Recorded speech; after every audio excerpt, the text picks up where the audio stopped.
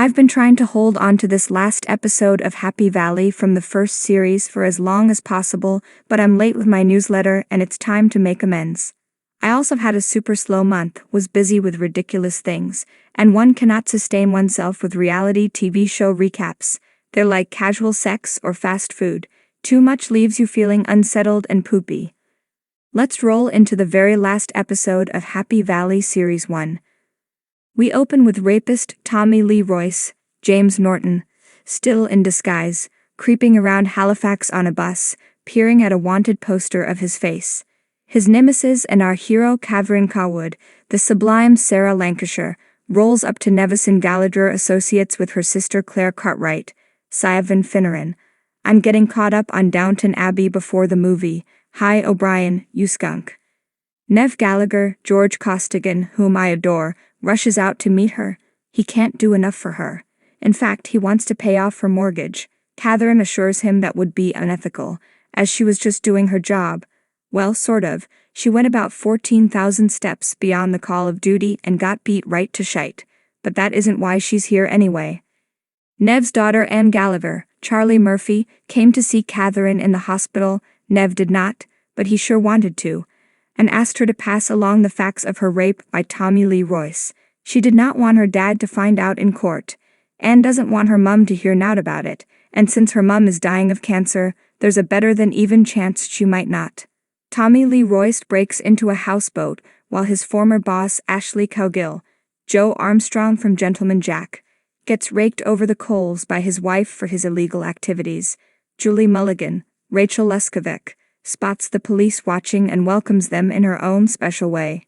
Young Ryan Cawood, the so talented Rise Khanna, honestly he's so great, has been confused about his parentage ever since his dad Tommy Les Royce accosted his grandma Catherine on the street. See, Tommy Lee either had a thing with Catherine's daughter, or her raped her daughter, or both. I guess it's not as though rape doesn't happen in relationships. Catherine does not parse what she thinks happened, and has been determined to keep Ryan away from Tommy Lee, whom she blames for her daughter killing herself. Asterisk for the record. Tommy Lee absolutely did rape Anne Gallagher, so there's no ambiguity about his status as a rapist. Claire meets with her nephew Daniel Cawood, Carl Davies from Game of Thrones, to ask him to please play nice at his mom Catherine's birthday party the following week. I'm sorry Claire, but whiff are you thinking telling Daniel that his mum and divorced dad are shagging again on the side? What Ashley is shot to death while waiting in traffic with police following him?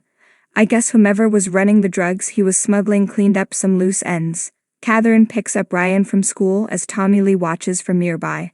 Then it's party time as everyone gathers at the Cawood home to celebrate Catherine's birthday.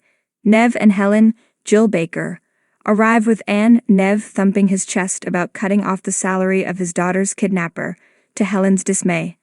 See, Kevin Wetherill, Steve Pemberton, worked for Nev and decided to arrange the kidnapping of his daughter Anne after Nev refused him a raise to pay for school fees. Slight overreaction, perhaps, but a lifetime of familial enmity emboldened him. Kevin was arrested by the police. Nev stopped paying him, quite reasonably, I think. Helen is worried about Kevin's wife, who is somewhat disabled, but Nev wants Kevin to understand that actions have consequences. It's Catherine's party, but she's out smoking on the back step, while her family cavorts within. Not exactly that, however. Daniel is moody and out of sorts, picking at his pregnant wife Lucy, Amelia Young. He could also just be drinking too much. That's what his mum thinks. Anne mistook Ryan for Catherine's son instead. She thought he was another late-life gift as she was to her parents.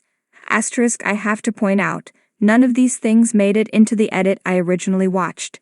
I knew nothing of Anne's huge age gap with her parents, nor that Nev and Helen had discussed leaving Kevin's wife penniless. So odd. I am transfixed by Catherine's face in every scene. She finally makes it into the party proper, where Daniel has unfortunately found himself alone with his dad Richard, Derek Riddell from Gentleman Jack. He wastes no time bracing him about the shagging with his mum, just like it was his business and everything. I forgot how much Daniel hates his nephew, whom he and his dad blamed for Becky taking her own life. But to call a child that thing with such venom, or the thing that shouldn't exist, to Ryan's face, who has no idea what he's clapping on about.